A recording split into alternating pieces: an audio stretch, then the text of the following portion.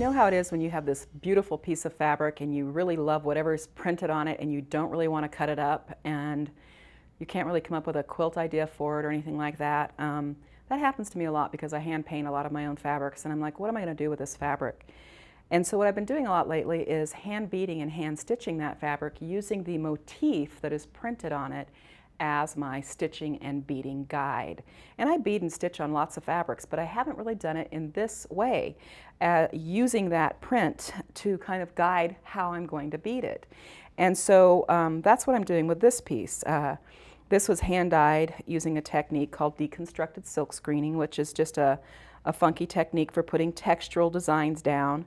And so it's kind of like a batik fabric, if you will.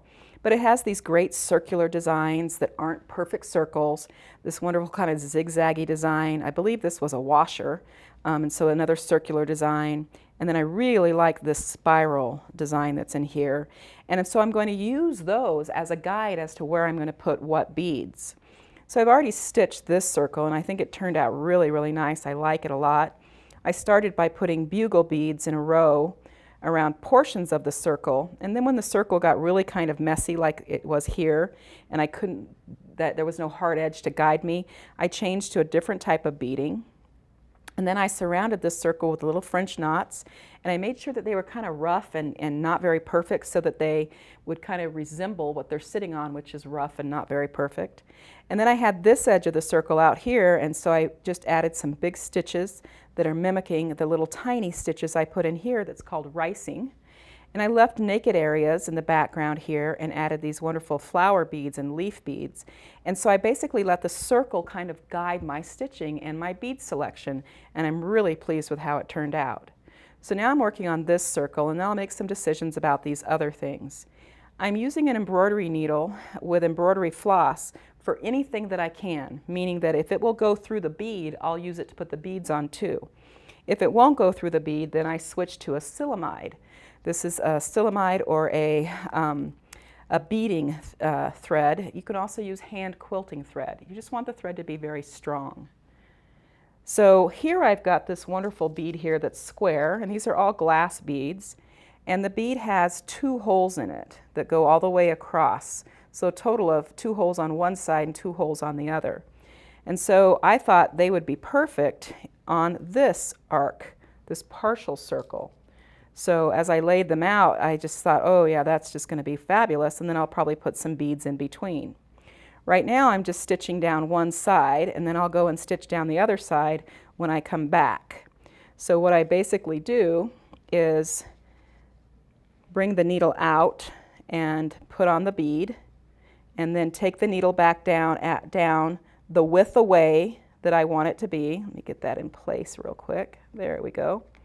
So I'm looking for a distance that is about the same size as the bead. So I'll take it down right on the other side of the bead and bring it back up a distance that is about the width of the bead away. So about right there. And then pull it all the way through. It'll tuck that bead down. Put on another bead. Go back down right next to the edge of that bead. And then bring it back up a bead's width away. So right next to, up a bead's width away. Pull it tautly, but not so tautly that you distort it. I'm really liking how this is going around that edge. And so I'm using the design on the fabric to tell me or give me ideas or inspiration for bead selection and bead positioning. If you've never bought beads before, you can get them in almost any hobby store, but of course there are specialty bead stores too. Unlike going and looking for fabric that you buy at the fabric store, when you leave a bead store after you've spent $100 or more, you leave with an itty-bitty tiny bag. So be prepared if you've never bought beads before that they are a little bit on the pricey side.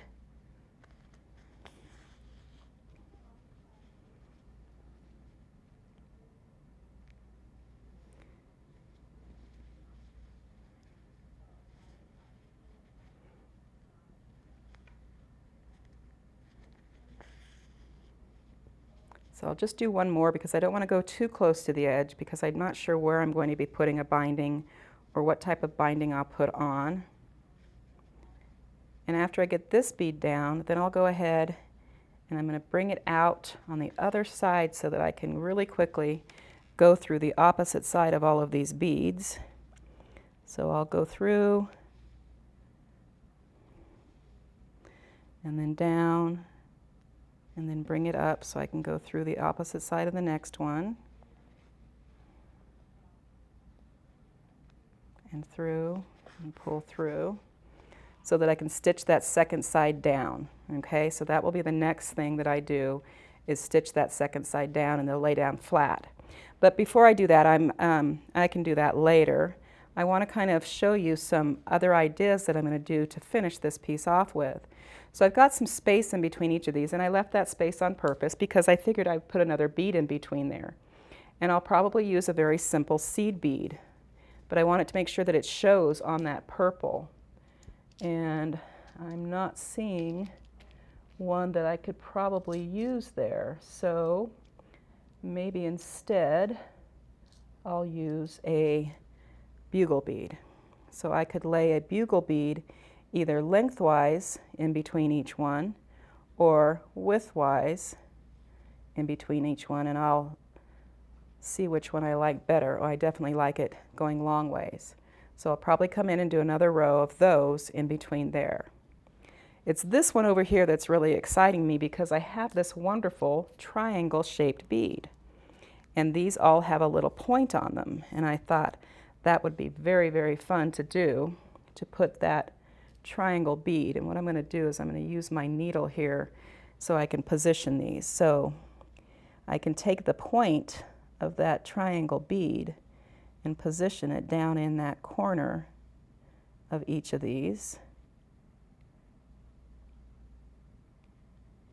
Come over here. And I think that will really accentuate the motif that is printed on there. You can see what's happening here. And I always do this sort of auditioning so I can see whether or not I'm going to like how that's going to look when it's sewn down. And I think I'm really going to like that. So again, it's the motif that's giving me the idea of placement. You see how it looks when it's out here. And that's going to look cool, and it's going to follow that spiral. So that's going to be really wonderful all the way around. And where there isn't little teeth, I'll pretend that there are, and just kind of get that going. And then as the teeth come out, get that spiral going and kind of place them where I think they should be, even if there isn't one, until it leads me to the ones where there are. And I'll increase that spiral feel. So I think that's going to be very fun. Now the way these will go down is they'll be topped with a little seed bead. So you'll take a seed bead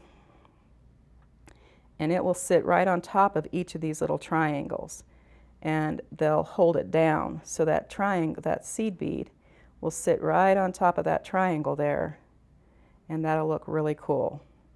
And so it'll add a sense of color in there too. So that's a good audition for that one.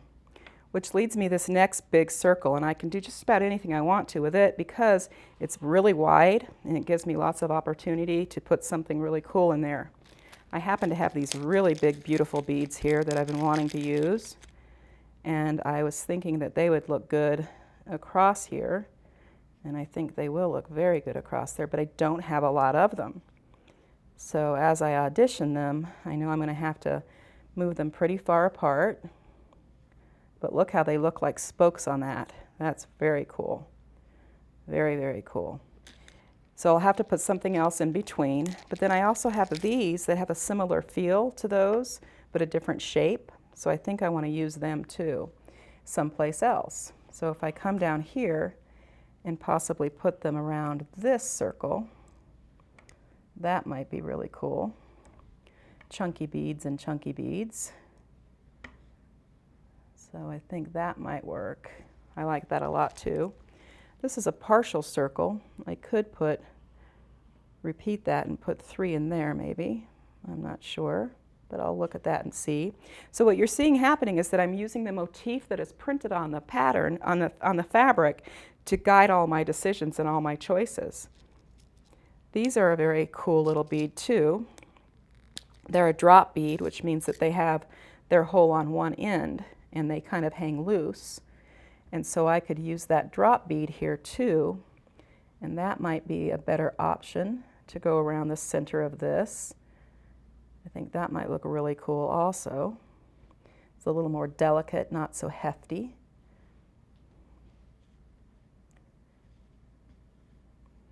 I think that will look very nice around there. So there's no one answer. There's lots of different options that I can use. I then have this wonderful square bead. It's a hex bead that I used over here too. And I like this kind of mottling that's happening in here. And so I could take the square beads and wherever there's dark green, just throw down these little square beads. Never put it in the violet area, just put it in the darker green area and have them mottling along with the fabric. And I think that's going to look really nice. So as I put those in place, see how fun that looks? I think that mimics and imitates what's happening on the surface of the fabric really, really well. And I'm not even sure what made that design, but I think those beads are going to service that really, really nicely. So I'm going to come back here for the in-between on here and see what I'd like to do. Luckily, I have more flowers. I have these nice little red-violet flowers, and they might be the answer in between. Oh yeah, that looks wonderful. And that's a repeat of flower, and I have flower motifs here, and it kind of brings that together. I'm always looking for ways that I can repeat a design because repetition makes something look like it belongs. And then if I wanted to, I could stick a flower in the middle of that. I think that would look pretty cool. So I'm really liking how that looks. These are also hex beads, but they're a metallic, and I think they would look wonderful scattered inside this circle. Absolutely. And then scattered inside this circle to repeat them. And doesn't that look cool?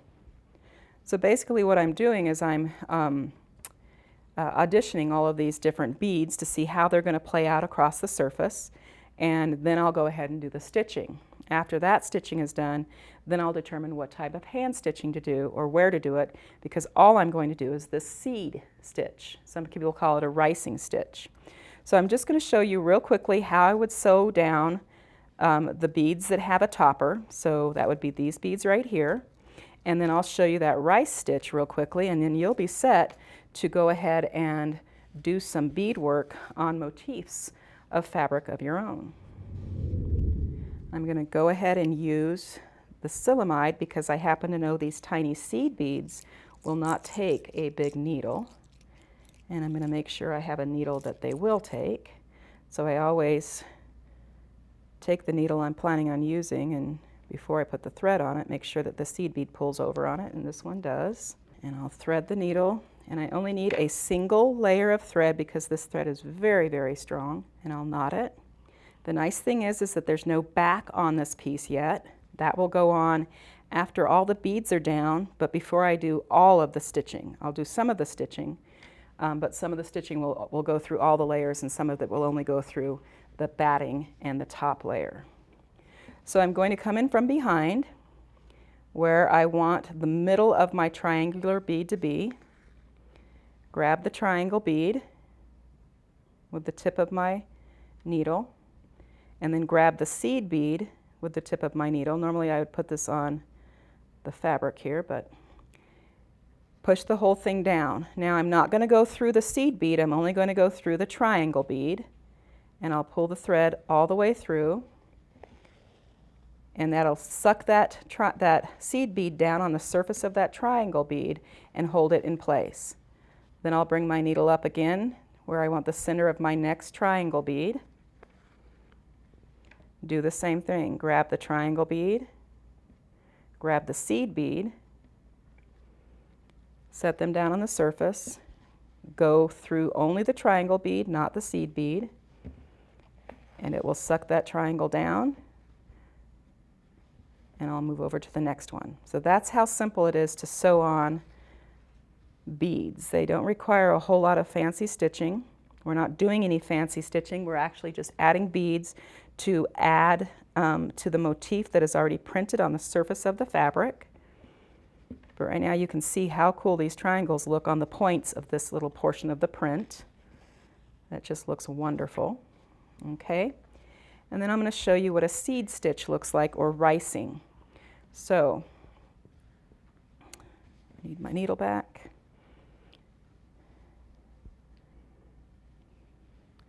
And I'm just going to rice over here.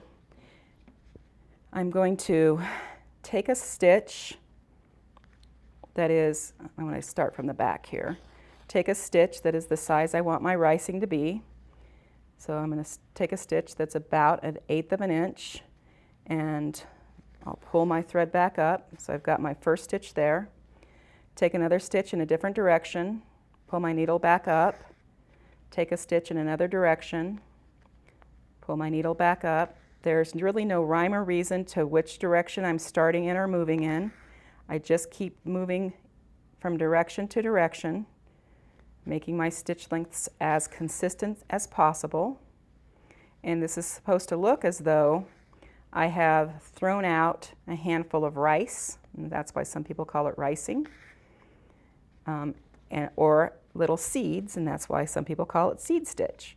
Either way, it should look like little bits of rice or little seeds have been thrown across the surface willy-nilly, but with some consistency of size, because generally if you throw down rice, each grain is about the same size. And this is a wonderful decorative stitch that doesn't, it's almost like a stipple when you machine quilt, because it doesn't really deplete from the beautiful print that you have on your fabric. So easy stack stitch, putting a small bead on top of a more decorative bead to hold that decorative bead down, a running stitch, sewing on beads just right through their holes, and then another type of running stitch that makes a seed stitch or a ricing stitch that is quite decorative, but not so decorative that it takes away from the beadwork that we're doing. The very last thing I'm going to show you is a French knot, because I've used French knots out here. And a French knot is simply a series of twists of your thread around the tip of your needle. So I'm going to come close to the surface of the fabric with the tip of my needle and wrap that tip 4 or 5 times, like so. Then take the tip back through the surface of the needle, basically right next to where you pulled it out, and then pull the whole thread through, and it leaves a wonderful little French knot. So I'll do that one more time. Pull the thread all the way through the surface. Put the end of your needle, the tip of your needle, down by the surface where the thread came out, and make 4 or 5 wraps.